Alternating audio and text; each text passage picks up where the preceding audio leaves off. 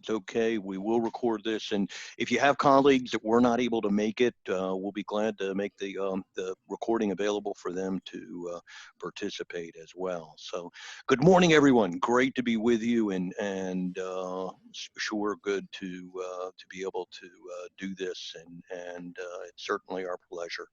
I'm going to start off, and I'm going to go ahead and share screens, and let me make sure everybody's on mute. Okay, and I'm going to go ahead and share screens, and no surprise, I do have a PowerPoint to share, and I think everybody should be able to see that now. And let me go ahead and jump in. So good, let's go ahead and get started. As the invitation mentioned, this is a hotel industry and update related to COVID-19. It is focused on Asia Pac, and let's take a look real quick at the agenda.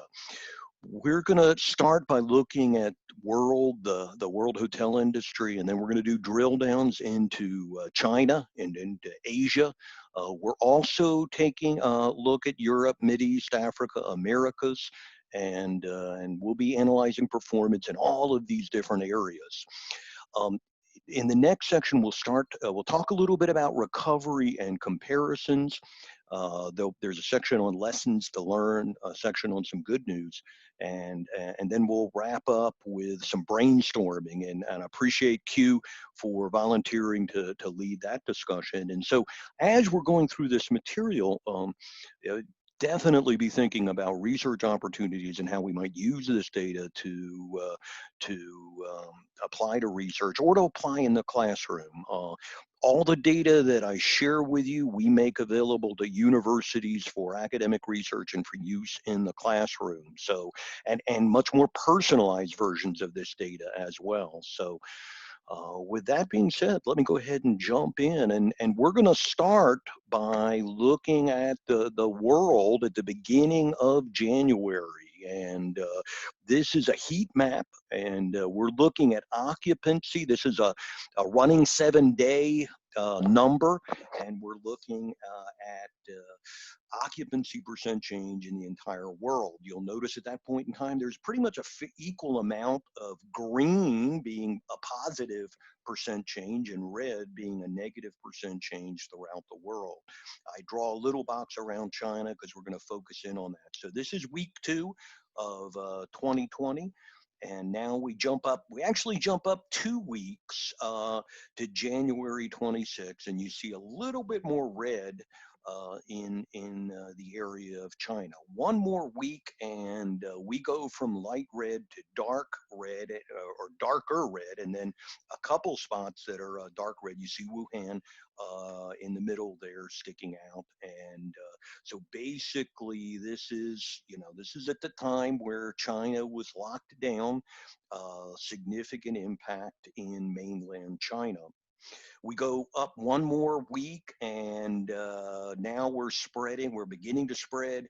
We have more dark red, we're spreading into Asia at this point in time. And again, we're looking at occupancy percent change.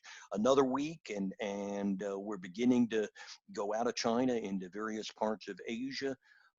And then March 1, this was the first sign of impact in Europe, and you can see there in the graph, we're beginning to see Italy impacted. You see that market of Milan is the dark red, and you see the first hint in Europe.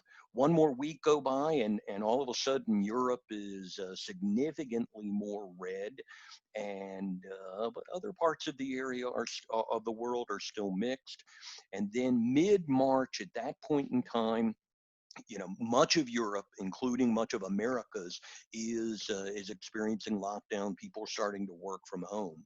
One more week, and now the whole world is basically red. Much of that is dark red, and then one more week, you'll notice all of the U.S. is basically in a darker version of red.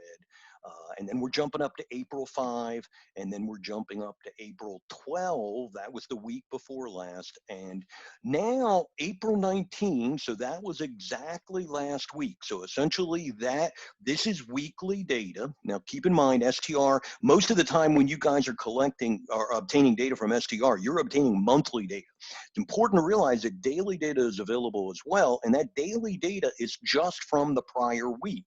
So that would be Sunday of the week before up to just last Saturday, and that comes out on Tuesday night, Wednesday morning. So this is data just from last week. Now, what you'll notice in here, those little green things are not question marks. Those are supposed to be green shoots emerging. There are some green. These percent changes are a little different. These are week to week percent change. So it's comparing this week data to the prior week data.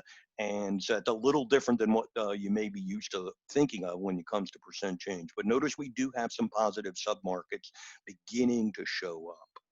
So that's basically, what's been going on since January in the world up until just a couple of days ago.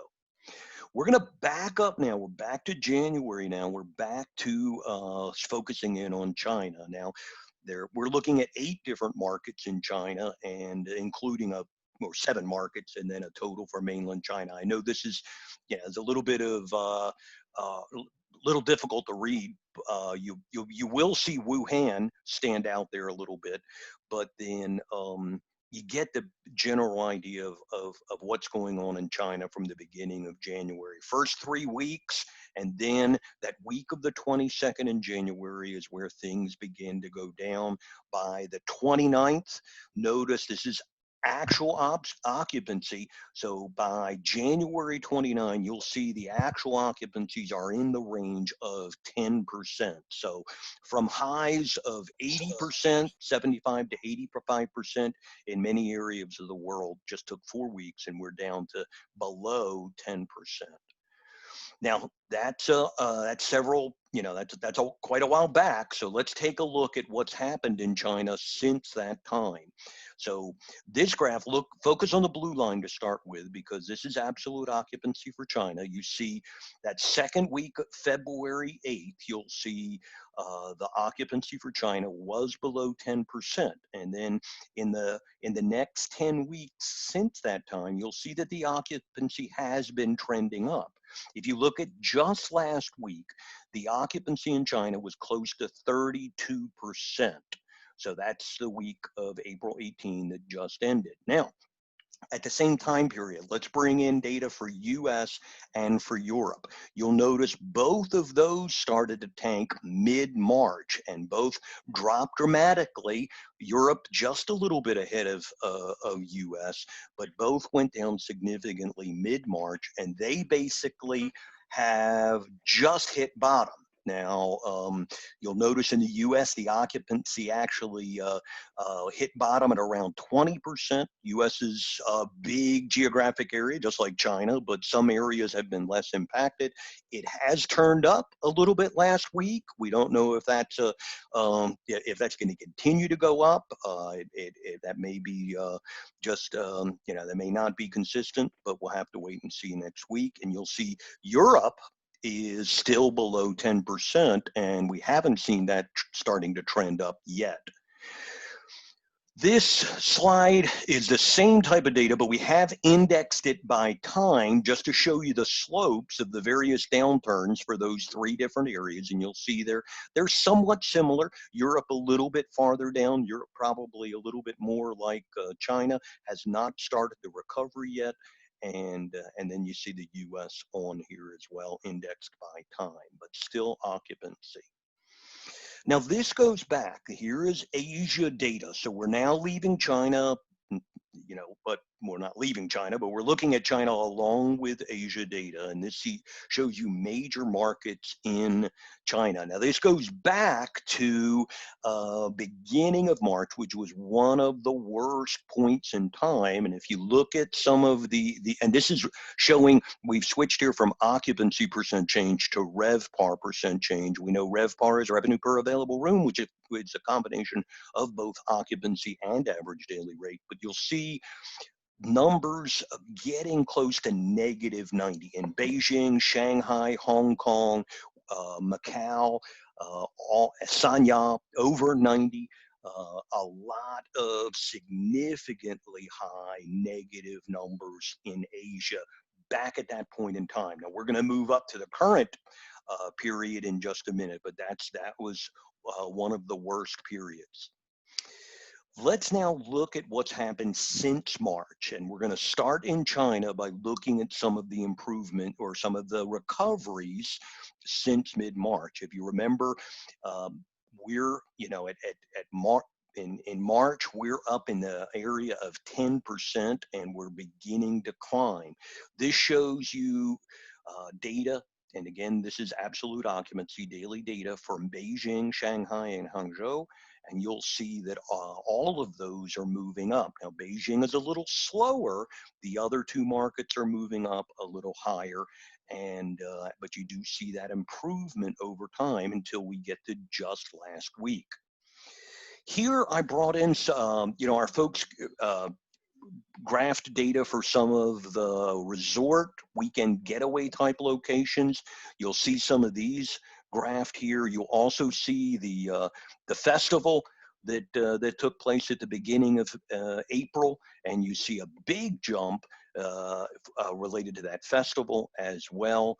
Now that's interesting. In terms of recovery, we're seeing some pent-up demand here. We're seeing, people, with some willingness to travel. So both of those locations jumped 1 to 50 and one closer to 70% during that festival. So that's just beginning to show you some signs of recovery in China.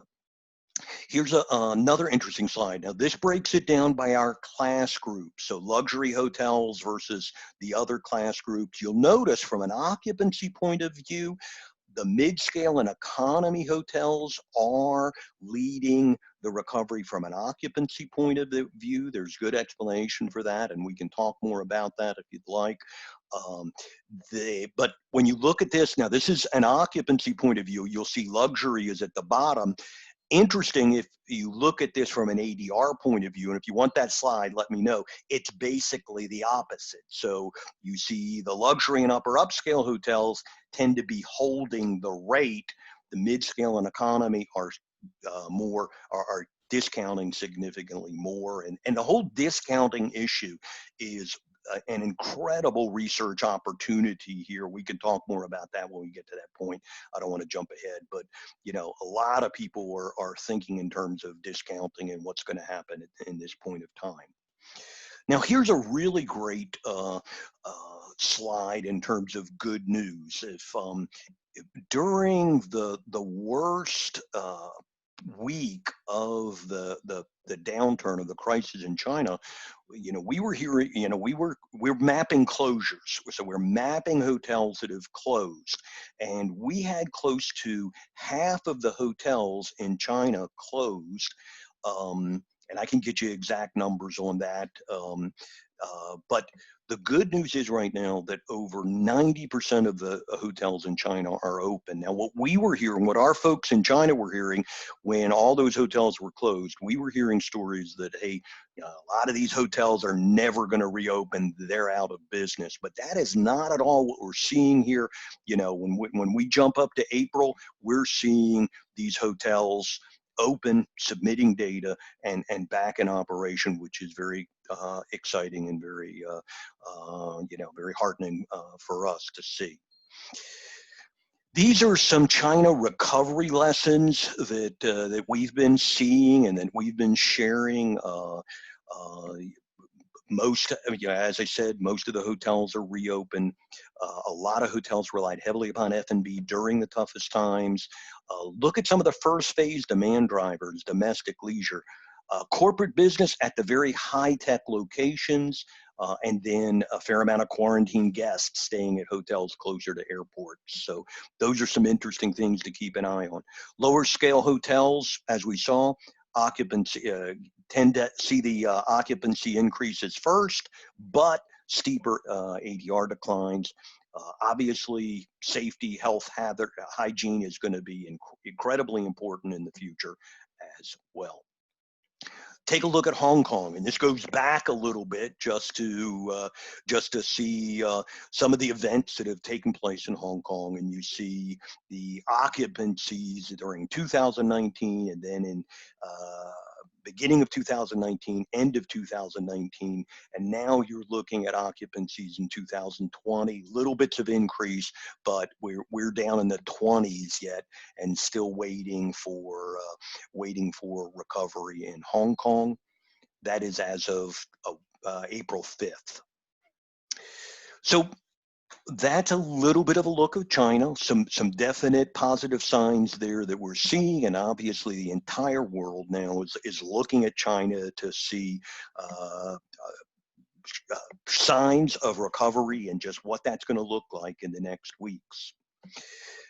Now we're going to jump to all of Asia, and I know, there's no legend on here. I'm not expecting you to follow any of these lines. I understand this looks like spaghetti, but the lines here represent the countries in the Asia Pac area, and you can see when it comes to the beginning of March and mid-March, all of these countries went down. We're looking here at occupancy percent change, and they all went negative, and many of those are in the range of 60 to 90% negative occupancy percent change. This is this year compared to last year.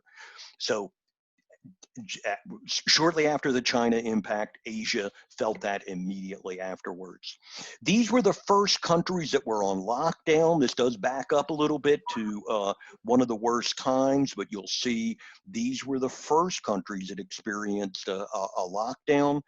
You do see China actually coming out of that a little bit at this particular time period. Here are the other countries in Asia, and you see some of the ones at the right side more impacted. Singapore significantly impacted, Vietnam significantly impacted, and now this does back up to the beginning of March, which was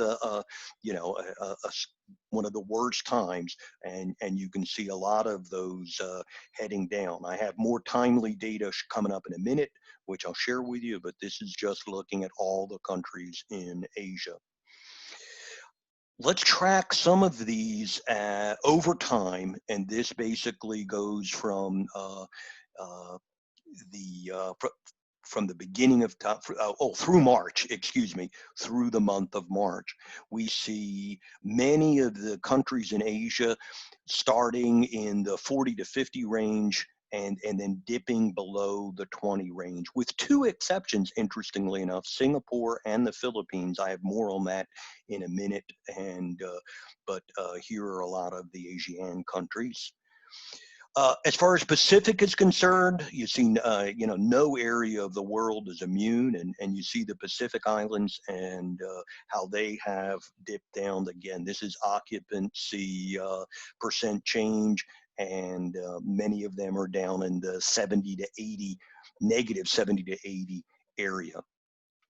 Now, what I have in here, I have some slides that give a little more information about the different countries, and we're looking at some of the restrictions, some of the things that have happened in hotels, and some of the support that has showed up on the horizon. So I'll I'll jump over some of these slides somewhat quickly because they're not relevant to everybody, but you get an idea of here a little bit about what's going on in the Philippines.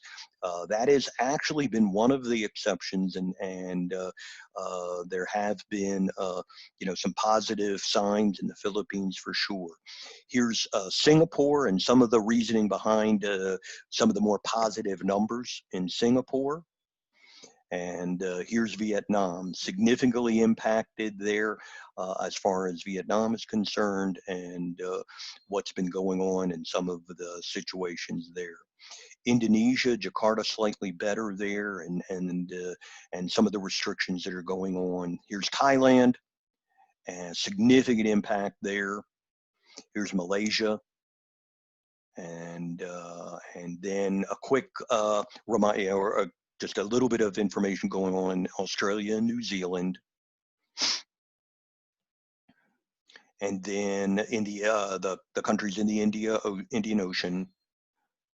And I have more data on these areas. If you're interested in getting more data in any of these areas, please don't hesitate to let me know. A little bit of an update on South Korea and what's taken place there in March and April. Big weekend situations there, and then a little bit of information on Japan as well.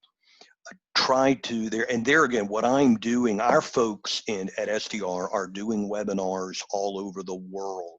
And now most of the webinars that STR staff people are doing are for the hotel companies and for the tourism organizations. So what I'm trying to do is I'm trying to take slides from literally it seems like 100 different presentations, combine them and make them available.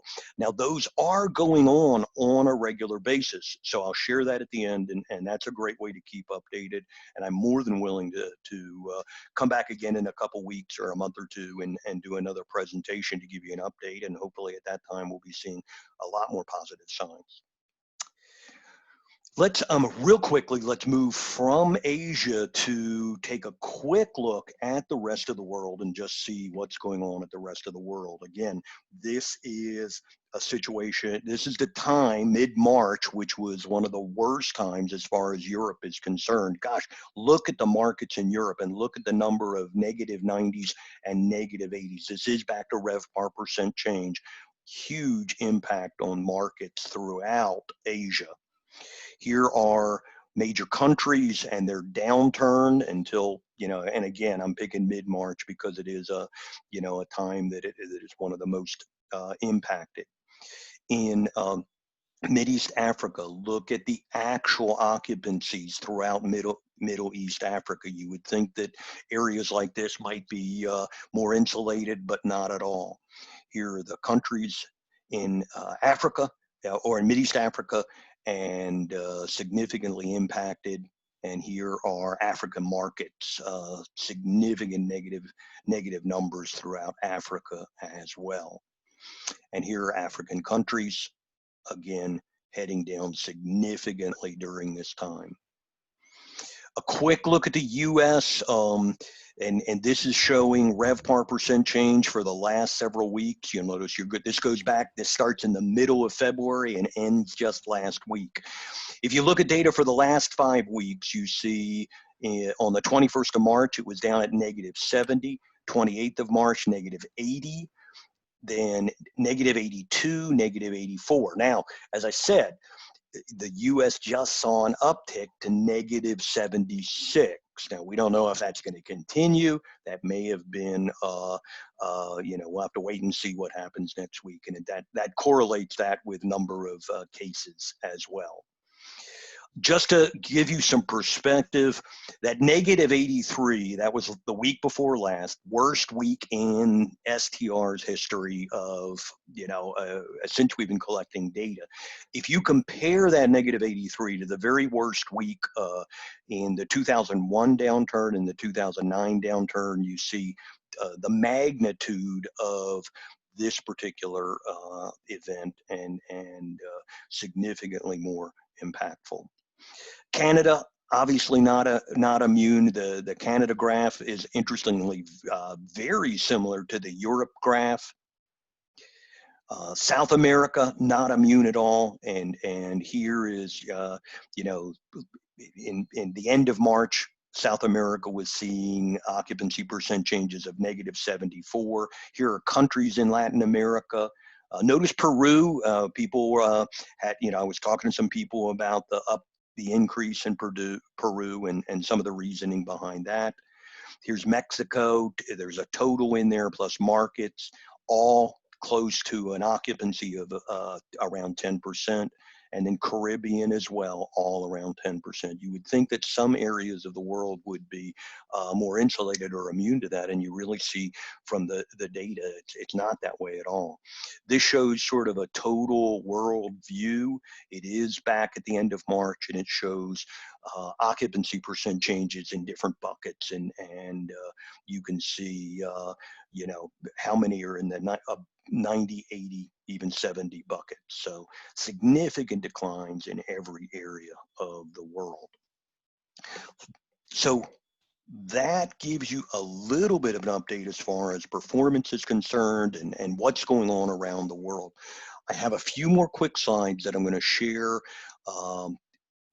with some other perspective, and then I think we'll probably take some time to brainstorm and for Q&A. But real quick, let's look at a couple slides related to comparisons, because think about what people are doing in an event like this. What are they interested? They're thinking about recovery. They're looking at past events to try to help understand what's going to happen in this situation. What are the patterns? What are similarities and differences? And what are some takeaways that we can learn from these things?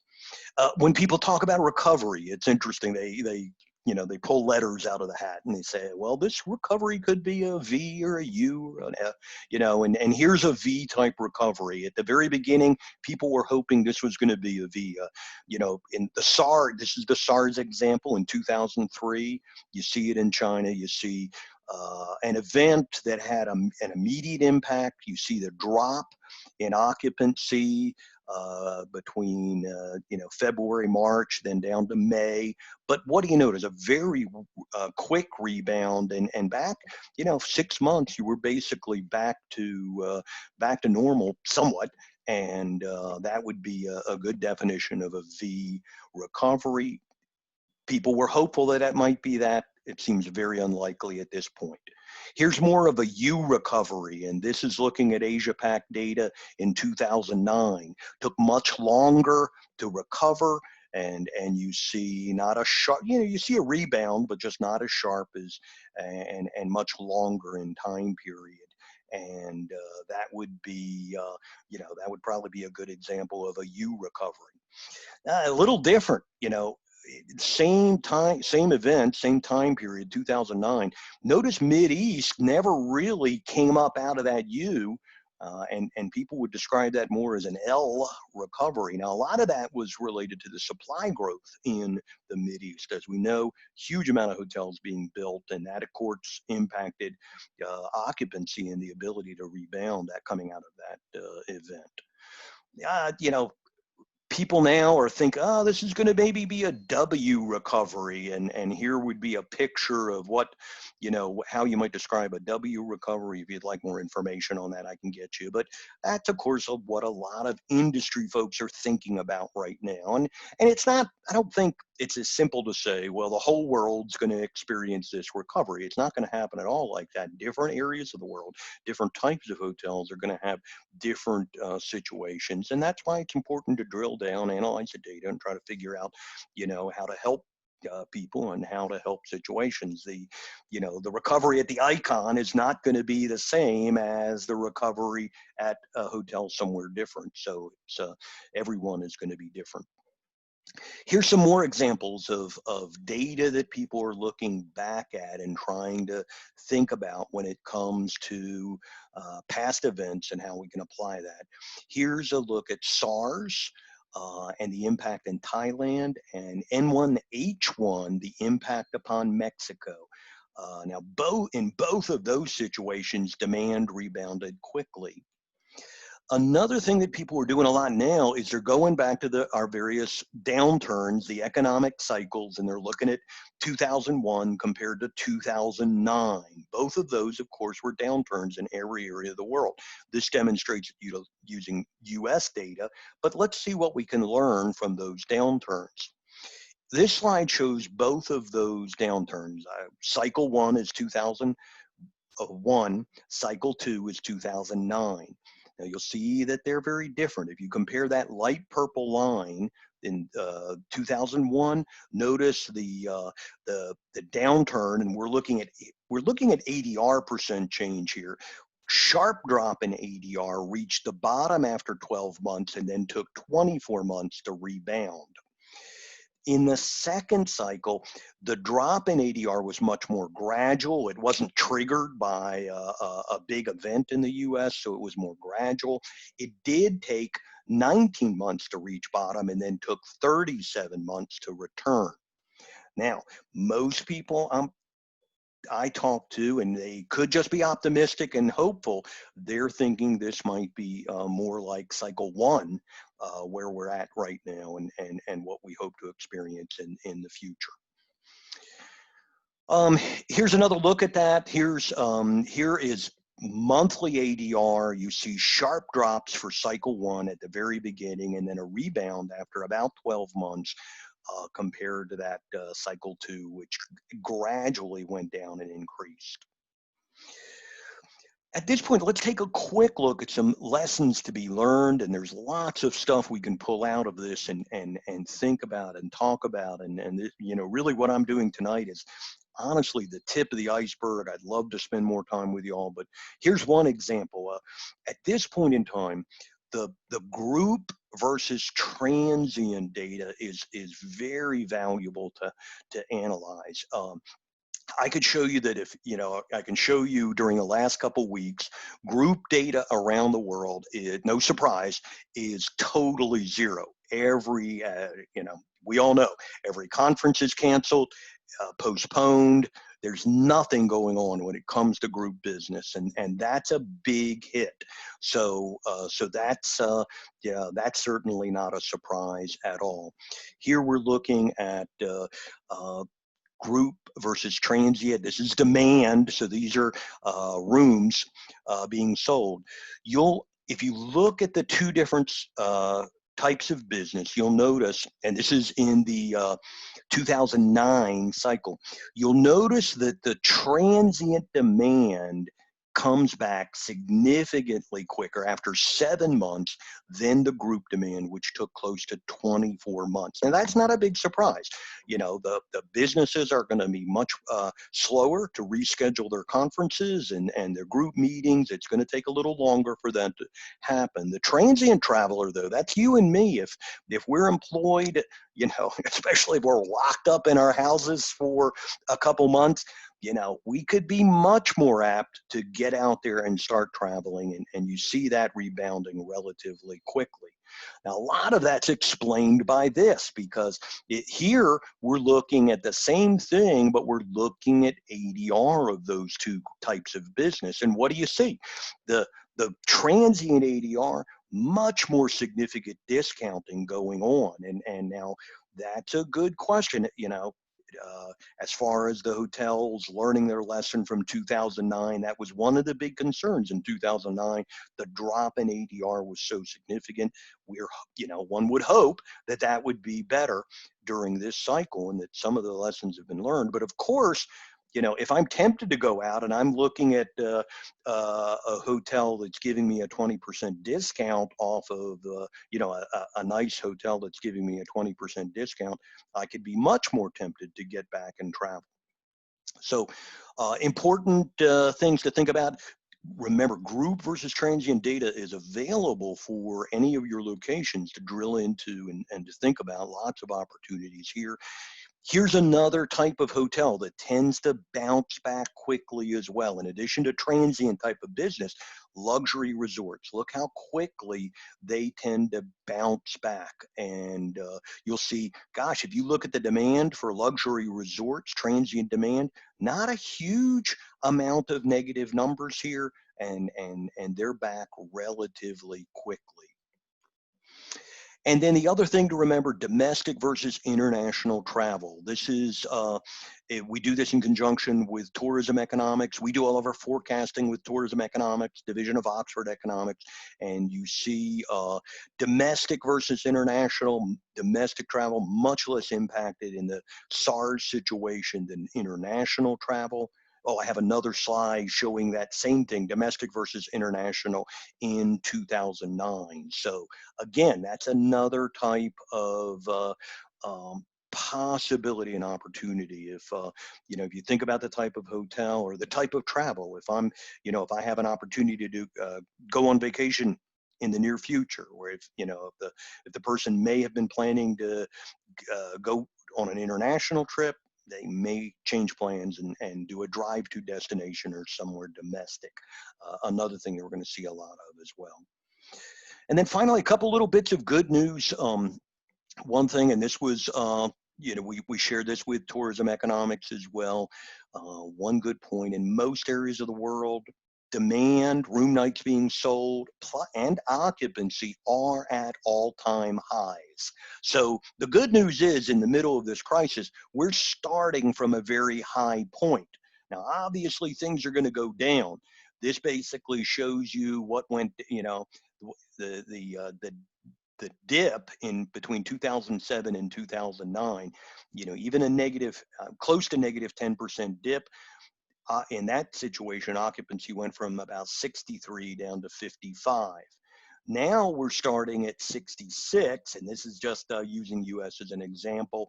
You know, even a negative 10% dip would be still in the high 50s. Now, we're not sure it's going to be, it's not, you know, unfortunately, it might be more than that, but we are starting at a high.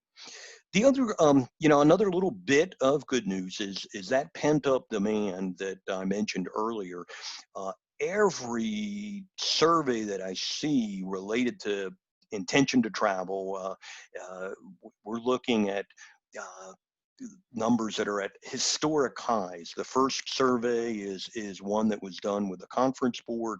You'll see coming into 2020, intention to travel at an all-time high. The second, the pie chart there was a survey we did, and this was China travelers in March, and we simply asked them, you know, in the rest of this year, do you plan to take more trips or same number or fewer? 50% of those people, and at that point, maybe that wasn't the best survey, because I guess, yeah, they were probably able to leave their house at that point in time, but you could see 50% said they would be willing, or they were planning to travel more.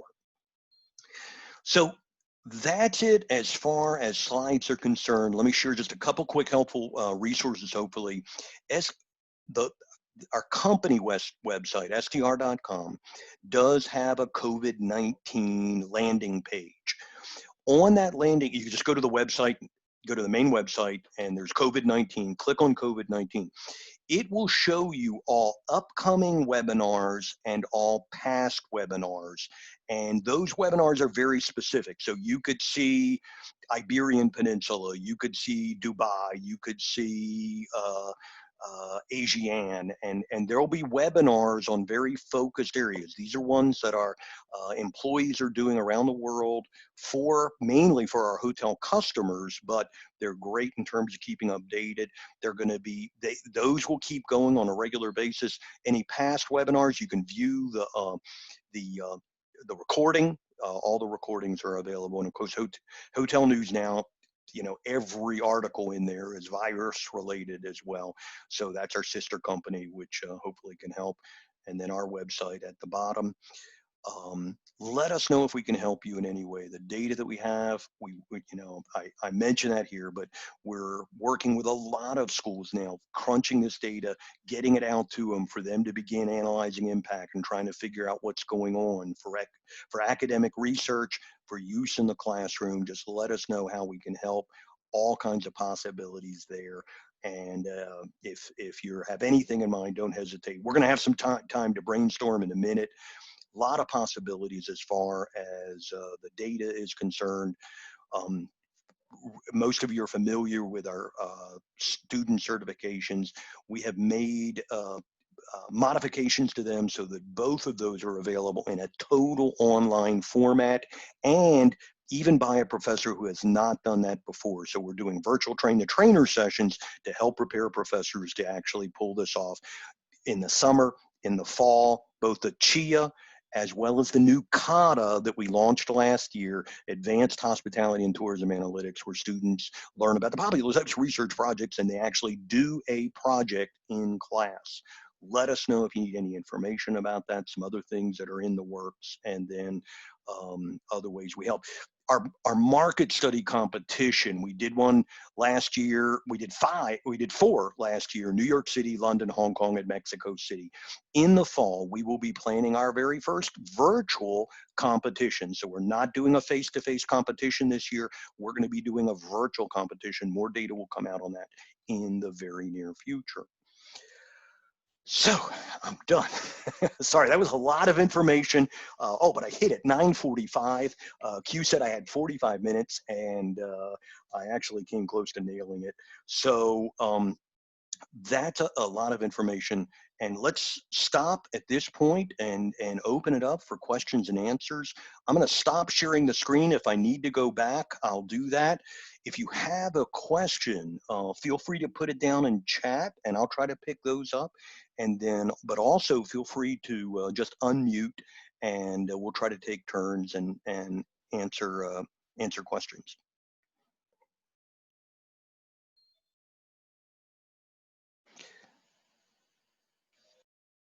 Yeah, I'm looking at, while we're waiting, I'm looking at the question related to the group market may find an alternative way to do the meetings and conferences.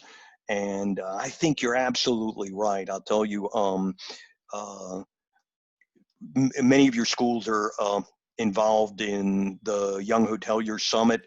That is unique because it's a conference put on totally by students. They did a virtual version of that this year, and it was incredible. And you know, it's amazing how creative our students are. They pulled off a virtual conference that was absolutely outstanding, and I think, you know, we'll probably see a lot more creativity in that area in the future.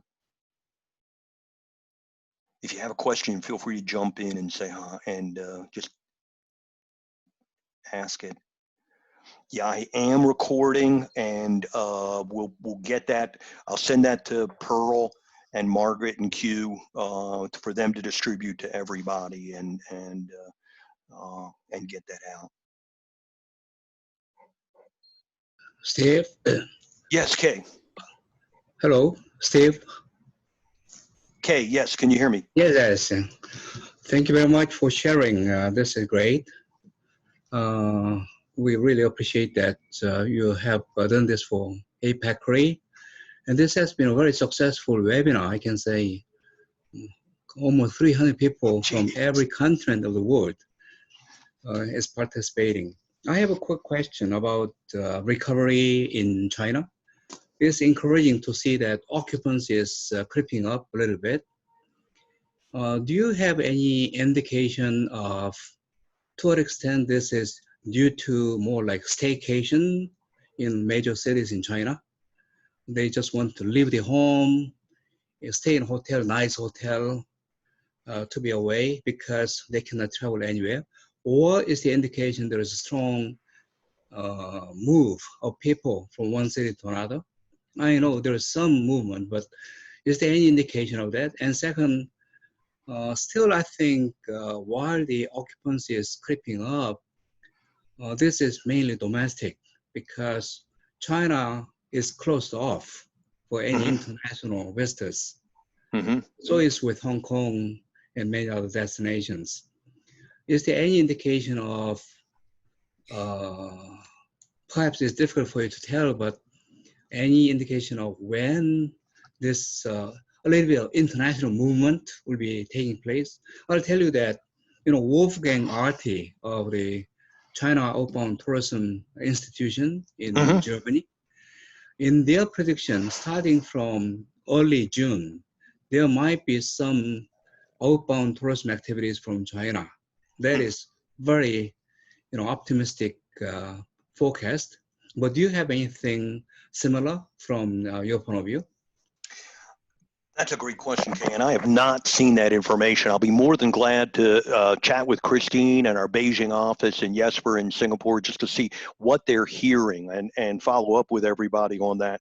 But the occupancy right now is very complicated because there's so many components, and that's, some of those slides on the various countries in Asia tried to go into that a little bit more to see, because think of it, you have quarantine, you have medical workers, you have, it's very confusing right now. And in some cases, and this was the case in China, in some cases, the government basically, in the right way. I mean, it took over a hotel and was utilizing a hotel as a hospital. So, but we recorded that as occupancy. You sort of have to do that. And so occupancy right now is very complicated. And it's one of those things that you have to really drill down, talk to people on the ground and find out more about that. So it's definitely not as easy to see. Very much like average daily rate. And we did a presentation on this just this week about average daily rate, because you see, for an area, you see average daily rate maybe go down -40%. Well, it's not that simple. It's not that everything went down -40, because first of all, you may have had a large percentage of hotels that were closed. Well, if those are the higher priced hotels, then that distorts that ADR drop. And it's just not, things are, in a situation like this, things are just not as simple as looking at those numbers on the piece of paper. And you really have to drill down and understand that. Now that's honestly, that's tough for industry to do sometimes. And it's an opportunity for academia to step in and create mechanisms and surveys and things to try to understand that better. And we're more than glad to work with you in those types of situations. If we want to try to create surveys to collect that information from sample hotels in China or Hong Kong and then and utilize that data to help interpret those kinds of things, we'd be glad to do that with everybody. I think, as you know, STR and Hong Kong PolyU is planning a one-day conference, actually last day of October in Hong Kong, with the optimism that we'll go back to normal by that time. And by the way, APaCHRIE will be also held in Hong Kong the last week of October, right before that STR Hong Kong PolyU one-day conference. The conference is about impact of this crisis and how we can recover. I'm thinking that you earlier said that this year there'll be no students marketplace competition. Maybe we can think about something along with that line, especially focusing on what has happened in 2020, and we can capitalize on these young minds of students. They might come with some brilliant ideas to share with us also. So that's something we can think about. Yeah. That would be fantastic. I mean, Yeah. there are just so many possibilities, and it would be really neat to energize these students to do that. Thank you. Awesome. Thank you, Steve. I just want to add to what you just and Professor Chong just mentioned. Yeah, it's a very complex situation, particularly in China. Some of the good or not that bad performance are absolutely driven by the medical crew and also related to the government. I heard, particularly in the city of Wuhan, many of the hotels are not that bad was because the medical crew took over all those hotels. So this case may not be directly applicable to the other countries. Just to add to to what I just said. And I see there are from our chat column there are many questions, and they're I don't know if you have get a chance to read all of them, but many of those are very relevant, asking for you insights on, for example, the different recovery strategies and the drive of the recovery behind each different segment. You gave us the segment information. Can you comment on this? Yes, I'm reading down here. I'm backing up a little bit. Yeah. Somebody asked about the Indian hotel market. I shared a tiny bit of data, Sure. but we actually get great data from India. So follow up with me. Send me an email, and I'll be glad to try to get you more data on India. Oh, and yeah, we did a presentation that compared multiple markets within India, and I'll be glad to get you some of those slides and share with you on the India data. If anybody else is interested, please too. Jack, you asked about the upturn in the U.S., free or low-cost rooms being given to first responders. Yeah, I think we definitely are seeing that, and that's where things are going on in different cities that are unique, and I haven't had the time to study what's happening in New York, what's happening in LA, and things like that. But again, occupancy right now is complicated, and that's just like we shared in the Philippines and in Singapore, much higher occupancies, but there's some explanations behind that. So for sure. Oh, internships. Oh, that's interesting. Now I don't have any information on internships back in history like that, but boy, as I've been talking to different schools, I've heard all kinds of creative ideas related to internships and schools doing, trying to dream up ways to meaningfully involve their students. I know some schools are doing summer leadership programs because they realize that some of the kids that may have been on internship in July and August, that they're not going to be doing that. So they're trying to find meaningful ways to contribute to their education. I heard some schools that, for students that would normally be graduating in the next couple months, some schools have offered a fifth-year master's and said, hey, for a small, for a discounted situation, we're going to provide a specialized master's for you in the next 12 months so that you get to graduate in 2021 instead of 2020. And, just real creative things that schools are doing related to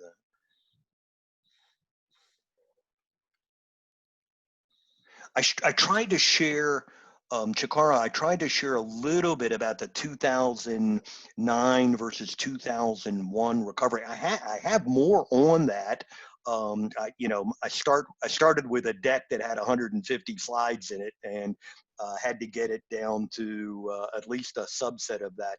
But drop me an email, and I'll be glad to share with you more if you'd like to go back and compare some of those slides. Yes, and same with that slide that showed the recovery in China by scale and by class. I'll be glad to include that slide that has the recovery by ADR as well. Yeah, that's interesting. How can confidence be instilled in tourists post-COVID?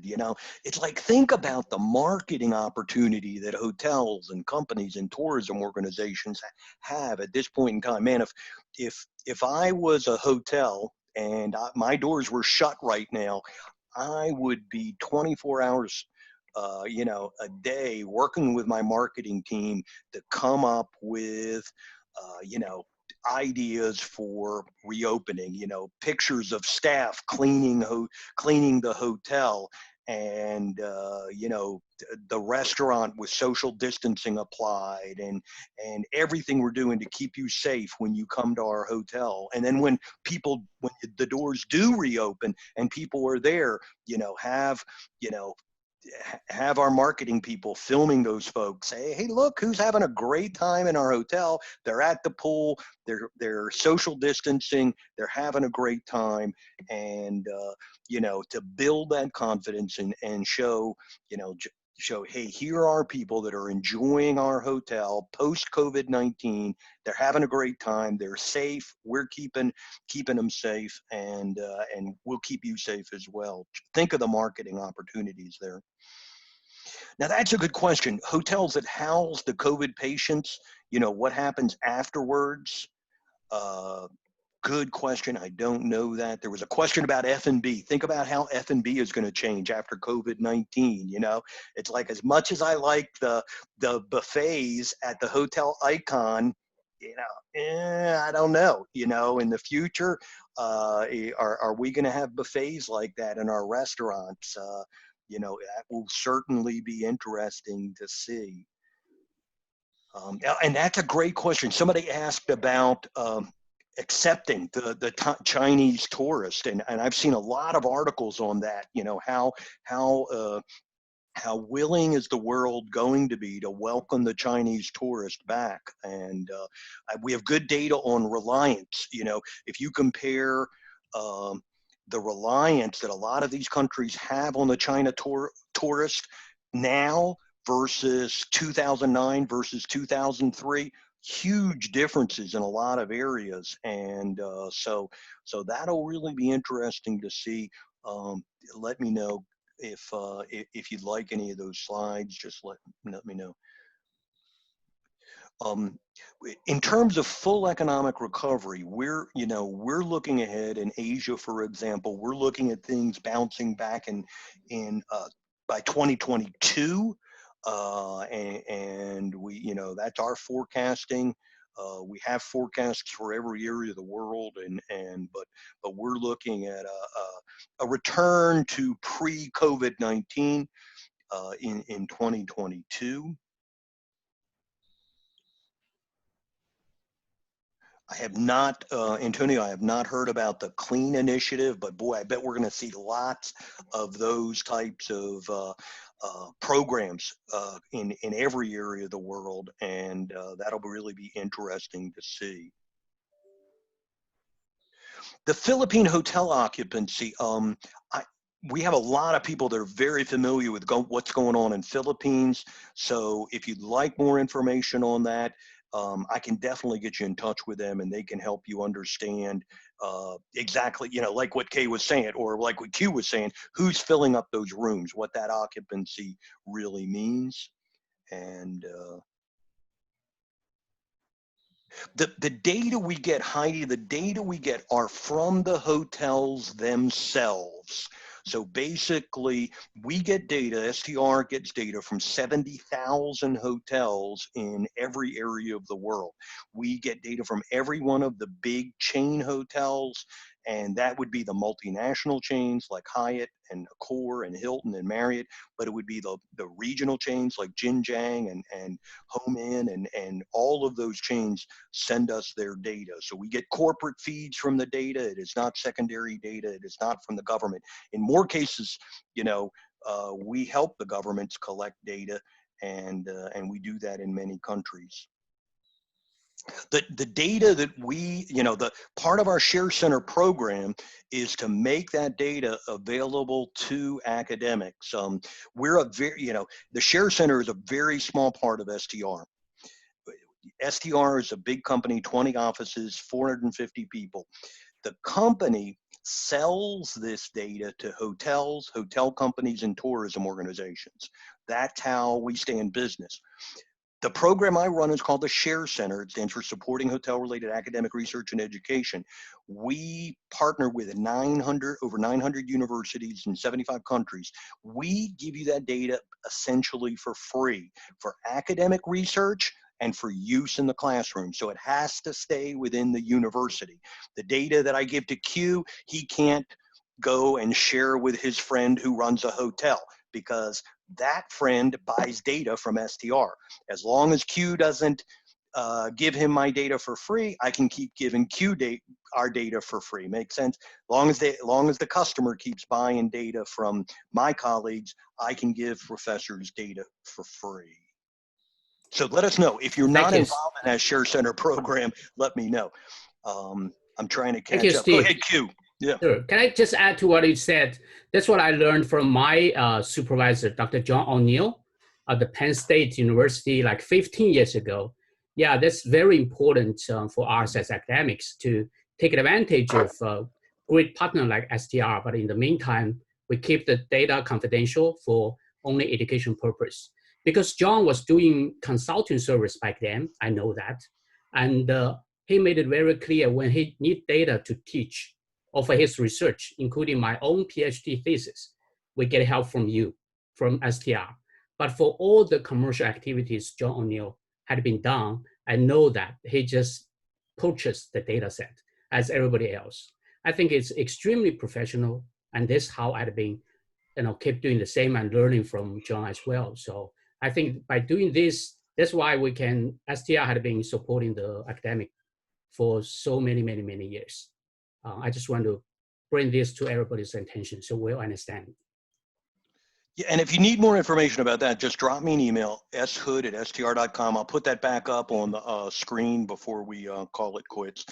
Masato, you asked about industry organizations, and I hear a lot of people in the tourism community talking about that. How will different governments interact now, and how will they support, and what will they do related to COVID-19? That'll be something important, especially tourism professors to track in the future.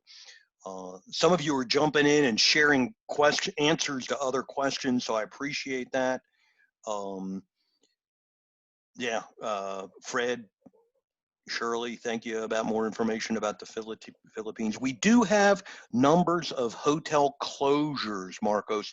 And so like right now in the US, it's like 14.9% based upon rooms closed. So I can get some general data related to closures. Now, honestly, the hotel companies are very sensitive to that closure information. So, so drop me an email and I'll see what I can do to help when it comes to closure information. As I shared, the good news in China right now is the reopens. And so it's interesting, not just closures, but reopens and how quickly they were to reopen. Yeah, in China, we get data from all of the domestic brands. So it's not just the multinational brands. We get China data in China from almost all of the domestic brands as well. Whenever we generate data for you or a report, we will show you exactly who participates. So you'll know if you want to get data in Sanya, we'll send you data for Sanya and we'll show these are exactly the hotels in Sanya that participate with STR, so you'll know exactly which hotels were there. Now, we will show you all the other hotels as well. We have a database of every hotel we can find in the world. If the hotel has an internet presence, it'll be in that database. So we'll tell you how many we can find in Sanya, and then we'll tell you exactly how many participate. So when you're looking at that data, you know exactly who contributed that data. And so you can make good decisions, and you'll know whether that data is, just how valuable and how usable that is. Good question, William. More people contributing back and forth. If I haven't caught your question, feel free to, if I missed your question, feel free to unmute. Can everybody unmute themselves? Yeah, feel free to unmute and just ask any question at all that you can think of. And Q, if you can think of any things to talk about from a research point of view, that would be great as well. Yeah, absolutely. I can say I believe most of the participants are from academic world. Now we still have over 200 people. But looks like clearly everybody's very curious and very interested to know about insights about what's going on. And actually saw some of the messages privately or publicly asking about research information. And Steve, you have showed a great deal of the information, but also all kinds of information slides. I think, why can you bring up that screen? I think one of the very last screen, specifically showing us what kind of information STR has. Because I know you have talked about this, but you did it very quickly. Yeah, exactly this screen. So give us closer look at what STR has, pretty much all the information, all the data I can think of from a hotel operations point of view, both performance, but also the both top line, but also the bottom line information, they are pretty much here. Exactly, yeah. So you can look at metrics, think about the metrics that I shared. I shared a lot of occupancy, average daily rate, RevPAR, demand is rooms sold, supply, rooms available, revenue as well. Now that's available for both monthly basis, but daily basis. At a time like this, the daily data is critical because you want to know, these GMs and these CEOs, they want to know what happened last week. They're not ready to wait until the monthly data is out. So the daily data is critical. In addition to that, there is development data. Now that's a big issue right now, and I didn't even share slides on that because in a lot of areas of the world, there are a lot of hotels that are under construction or in the pipeline. What's going to happen to all those hotels? So I can show you, we track data on all the hotels that are in the pipeline. We track data on abandonments and deferrals, and that's going to skyrocket in the next couple months as well. We track P&L data. So one of the big things that's going to that people are thinking about now, and I hear this in a lot of conversations, especially in some of our meetings with the hotel companies, they're hoping that in 2020, the hotels run their operations more effectively than they did in 2009. Now, in that 2009 recovery, we saw when things like RevPAR recovered, but we also saw things when GOP recovered. And actually, it took 2 more years for GOP to recover than just RevPAR. The hope is in 2020, 21, 22, that GOP is going to recover more quickly than it did in the prior cycle because they're hoping that hotel companies and hotels are running more effectively. Now that we'll be able to tell with the profit and loss data, another type of data as well. So remember the segmented data, group and transient, critical stuff to study. Luxury versus non-luxury resort. I just saw data today on extended stay. As you can imagine, extended stay hotels are seeing more of an increase because, and I'm sure that's again related to people being put up there, hospital, medical workers being put up in extended stay facilities. So they are seeing more positive numbers as well. We track hotel closures. We do track cancellation. We track forward booking. So we're seeing, we're able to see not just data that has been consumed, but data that is on the books, reservations. We see a lot of cancellation. We had seen a lot of cancellations. So we can look at forward occupancy as well, and just other examples of stuff that might be able to help you if you need it. Steve. Yes. I have a question. Yes. Hey, Professor Xiao. How are you? I want to ask a question about the postponement of Tokyo Olympics. Yes. So I want to see how that impact, that in terms of this year's occupancy versus, I know that you made a cautious projection for next year Olympics. I know you do a study with like 1 year before the Olympics and the year in the middle of Olympics and also the year after. So what do you see that situation in terms? You just mentioned about opening and hotels in Japan, and I don't know what's the impact for if they're ready to open and then because they postpone that. I know there are a lot of headache issues for the tourism in Japan. Yeah, it gave me the audience a picture about that. Our Tokyo office just did a really good presentation on that, and I tried to open it up. The only problem was it was in Japanese, And so the slides all looked great, but I honestly wasn't exactly sure what they were talking about. But I'd be more than glad to try to get you to our office in Tokyo and remind me about that. Shoot me an email, and I'll Just see because if I can get you some I more. work for 3 Olympics, I definitely very much interested in what's going on with the hotel industry during, after, before the Olympics. Yeah. What an opportunity when you look at some of these big postponements. Think about the Dubai Expo, and Yeah, that's you know, right. I mean, that they postponed for 1 year. Yeah, I noticed a lot of events kind of postponed. there was a huge concern about the Dubai Expo because, I mean, that was just what, barely a week ago, I guess. But up until that time, when you looked ahead at reservations on the books for the Dubai Expo in October, it was like there's nothing there. Now everybody expected that window to be that to be a very short booking window, but there was nothing on the books, and almost like the London Olympics, where people were concerned. So I'm not sure that the Dubai Expo might not actually benefit from this.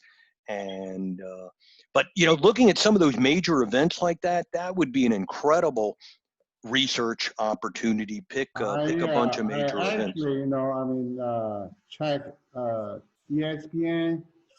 There are more than 400 regional and world sports events postponed and canceled. That's going to be a big impact to the hotel industry, whether it's in the region, whether in the, I mean, the whole world, and that's big in the impact for from the sports events impact to the hotel industry. Drop me an email on that. I'd love to look at some of that data with you. Okay, all right, we'll do. Thank you.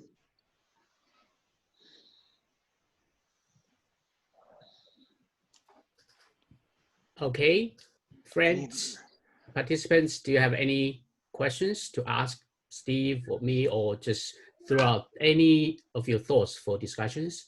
We can hang on for a few more minutes, right, Steve? Yes, absolutely.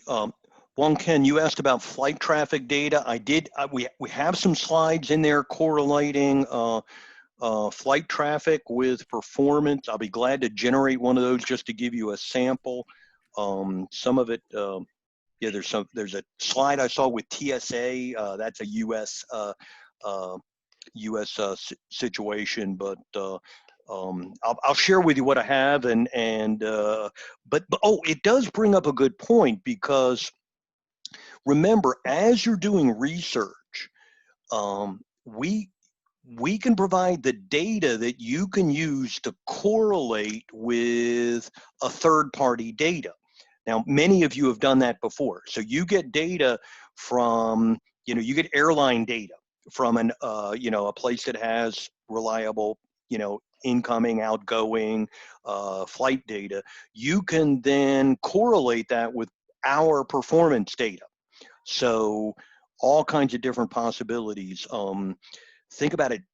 We did last year, maybe year before, we did a project with Google. And now this was our folks doing it, but you could have done it if you if you had the opportunity. But we basically correlated Google search data with our performance data. Now, interesting research. We found that there was a pretty predictable lag time between search activity for a destination and when the performance went up. Now, the interesting thing was that during most of the year, it was a 3-month lag time, except for summer vacation in the U.S. This was a U.S. study, but in summer vacation, it was a longer lag time. It went out a little bit. I was hearing, some of the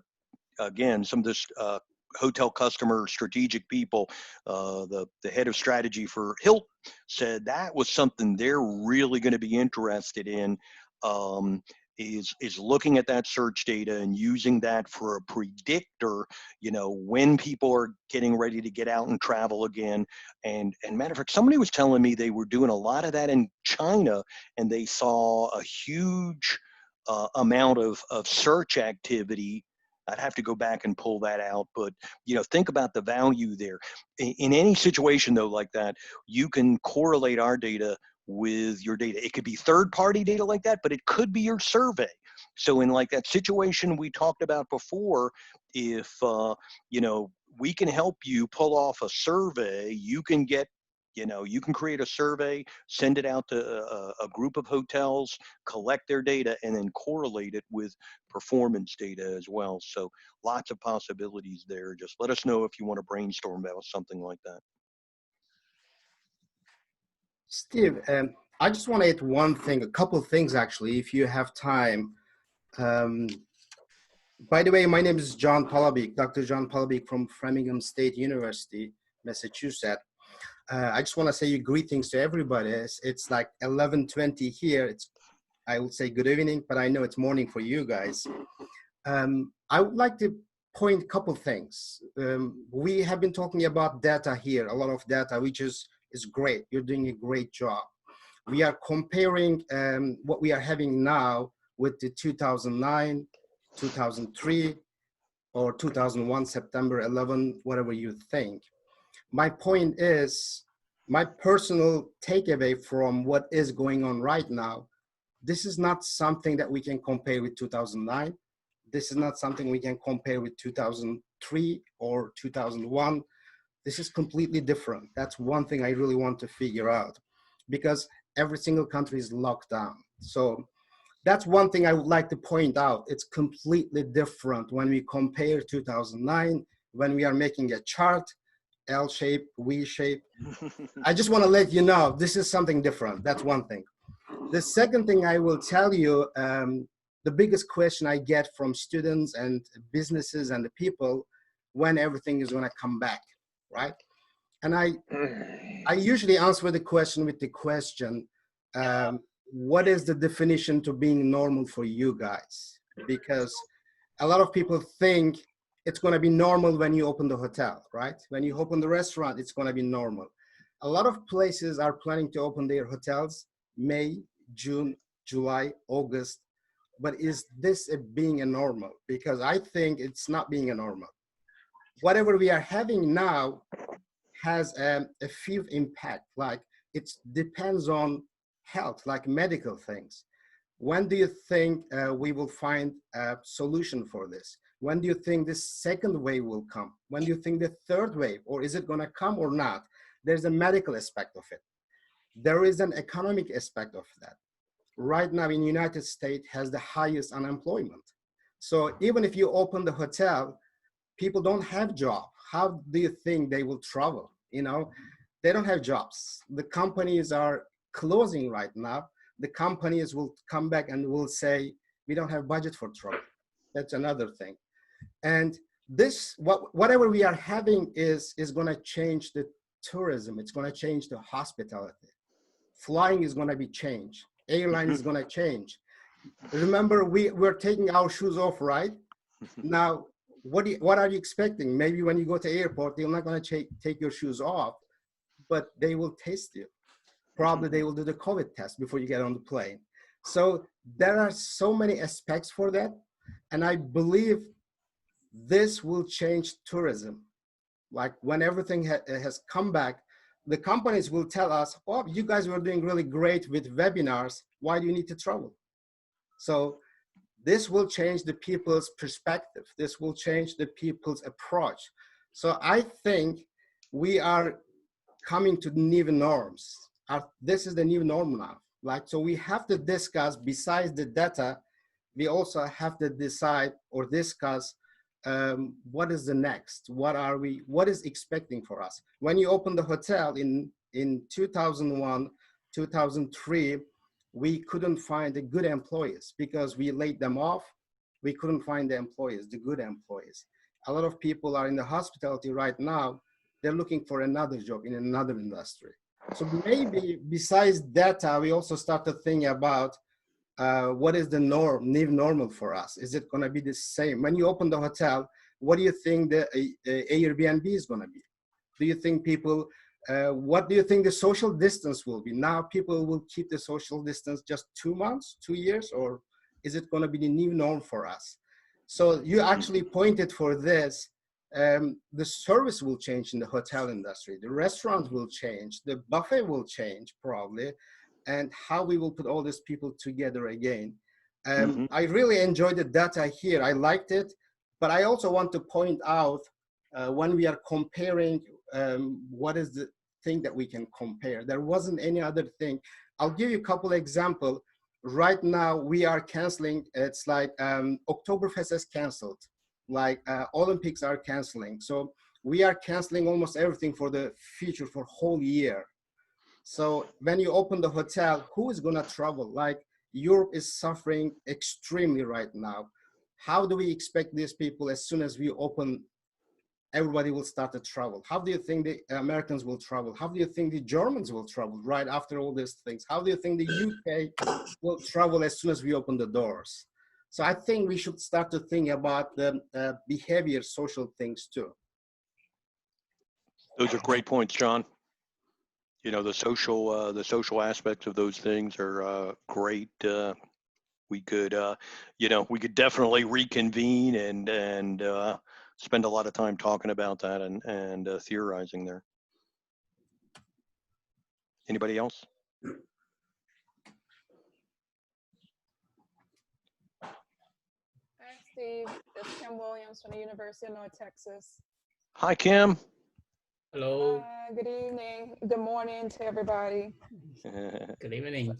So just piggybacking off of Dr. John's question, I was just curious and wanted to examine if destinations like New Orleans, Louisiana, that has encountered numerous hurricanes and oil spills and you name it, one disaster after the other, from the lessons that they've learned, are those cities going to recover quicker than other cities who have not gone through these experiences before? Yeah, it's a great question, and think about the possibility for a DMO to rise to the occasion here, and you know, the possibility, seeing how different DMOs respond in situations like that, and of course, you know, you bring up a good point. A DMO that has faced adversities before is going to potentially be much easier to respond, and but seeing how they do that will really be an interesting situation. And you know, think of the case scenarios. If you think about, you know, I mean, think about a DMO like, you know, I mean, a city like Miami, you know, getting people back to Miami, you know, there's going to definitely be some challenges in a situation like that. You know, the smaller destinations are going to have some, you know, every destination's going to have their challenges, but smaller destinations will have some opportunities. Kay and I joke about there's a destination in the U.S. Called Gatlinburg, which is in the middle of nowhere, but it is near the Smoky Mountains. Well, during the worst part of the 2009 downturn in the U.S., there was only one submarket in the entire country that had positive numbers. And it was Gatlinburg, because it was a drive-to destination, convenient to a lot of major cities. And, you know, mom and dad could take the kids, rent a cabin, or put up a tent and hang out in the woods. And, you know, that, I mean, that's just one example of a DMO that, you know, it'll be interesting to observe what they do. And Kay, you helped that DMO, you helped that tourism organization. Yeah, exactly. It was Wise County, Virginia, where Gatlinburg was. And then it was a great project. In fact, there was a paper about this in tourism management, published about 1990. Yeah. But, you know, think about, I was talking to somebody just recently about destinations in Mexico. You know, how are they going to get people traveling again? And, you know, and compare the challenge that a Cancun location is going to have to a Cabo, location. So, but seeing how they do that, just like the hotels, like what John mentioned, everybody's going to face a challenge at this point, and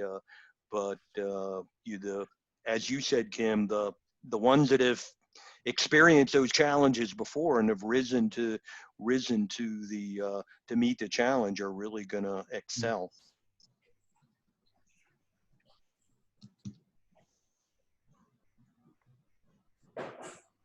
Hey, Steve, we are running pretty almost 11:30 a.m. or p.m. Depending on where you are.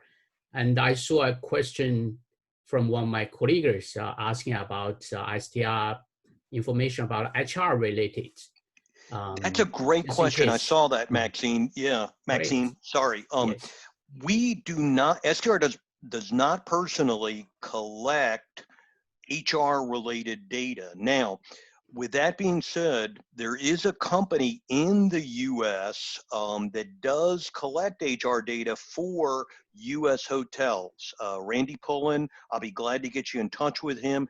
Now, some of that is historic.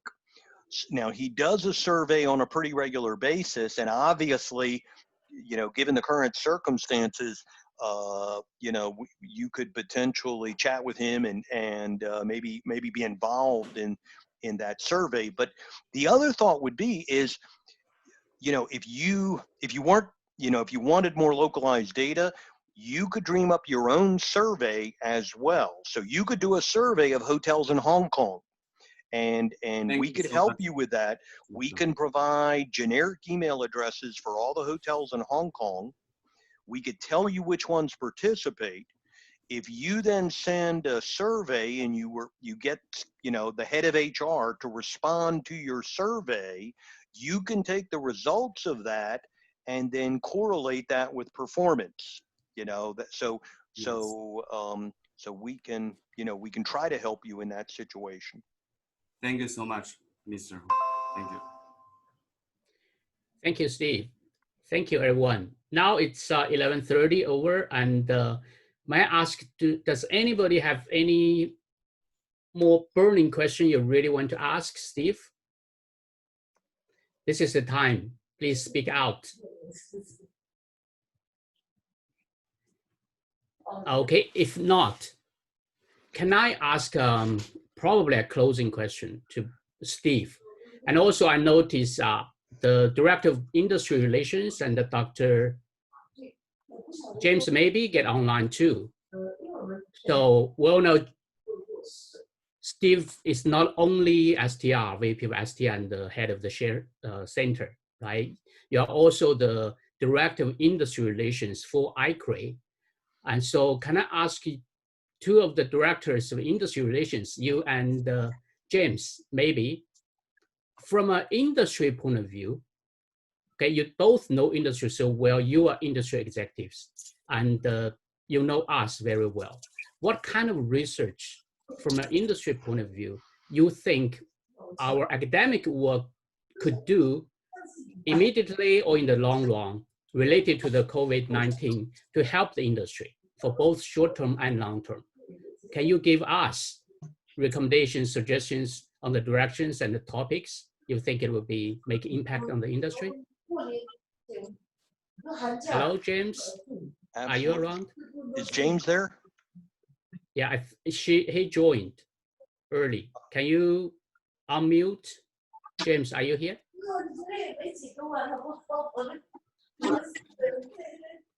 He may. Maybe not. Then you may have had to leave. Yes, but then can I ask you, Steve, what kind of recommendation you would give us as a? Yeah, no, I mean, that's a good question, and that's really one of the things we really want to try to. I mean, that's one of our goals for the conference that Kay mentioned coming up. We really want, where I think we're at, and we all talk about bridging the gap, but where I think we're at is opening up those communication channels and finding some key industry execs, people like Yeah, and I've mentioned a few of them in some of the conversations I've just been having in the last couple of weeks, and getting those people in the same room and finding out, hey, what are your needs and how can we strategically work together? The big challenge I always hear from industry is they've got a problem, they need a solution in a matter of weeks, months at most, and unfortunately the academic research schedule is not quite in tune with the industry research need. So we have to find ways, I think, to to take an industry problem like that and to give that to academics. There are a few of you that have some background noise. If you could potentially mute that. Okay, we may have got it.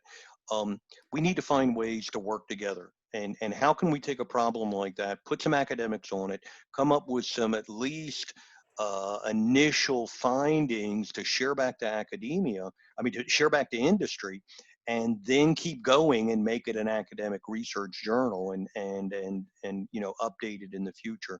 A problem like this, a crisis like this is going to open the doors to all types of possibilities and the restaurant things that we've talked about, the HR things that we've talked about, we talked about digital marketing. What are hotels doing from a digital marketing point of view? And there are just so many opportunities in a situation like this.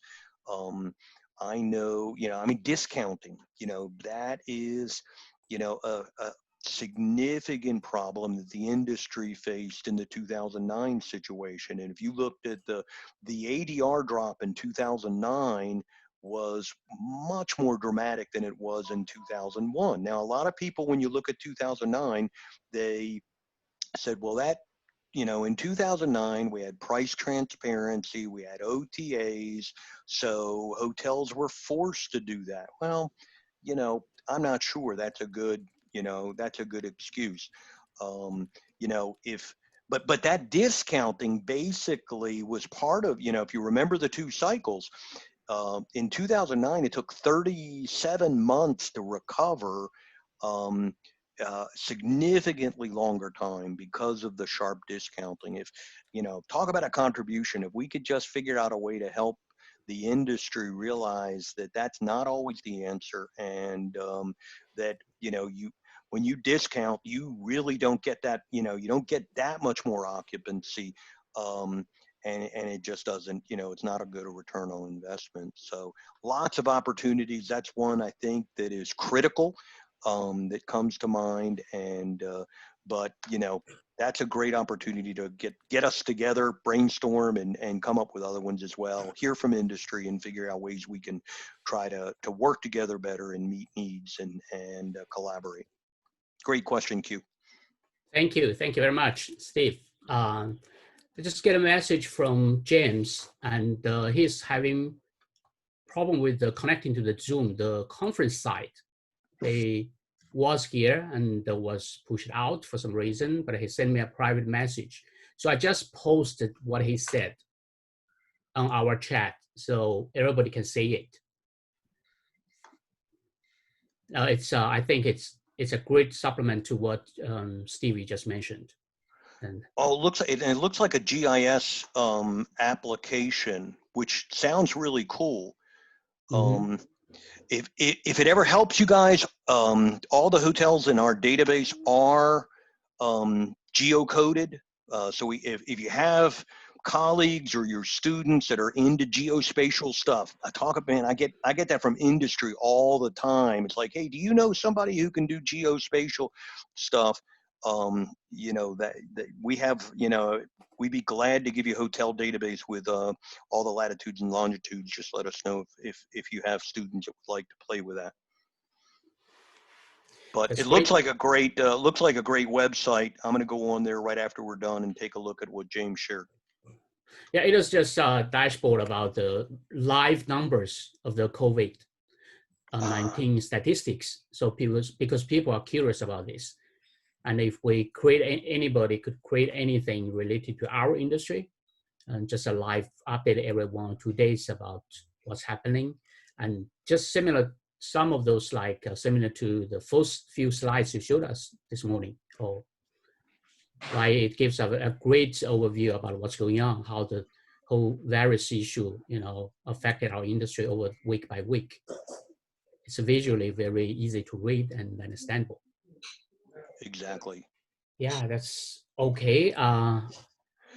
Although I don't want to let you go, but yes. Yeah, let me just real quick, just here's my email address. Sure. Up on the screen. If I have not been able to follow all the chat, so if you ask me something in chat, could you shoot me an email? I'm almost at the bottom there, shood@str.com, and I'll be glad to follow up, or one of my colleagues will follow up with you. But just drop me an email if you don't mind.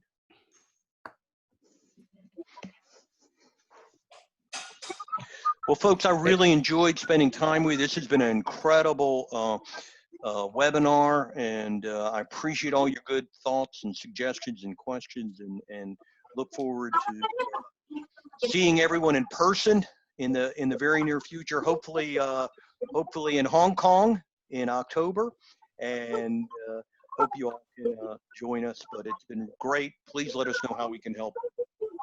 Thank you so much. Steve. Thank you so much, Steve. Thank you, everybody, for joining us. Yeah.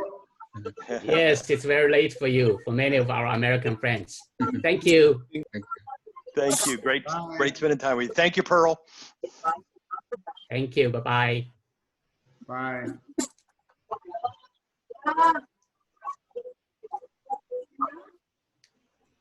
你要泡那个什么麦片在。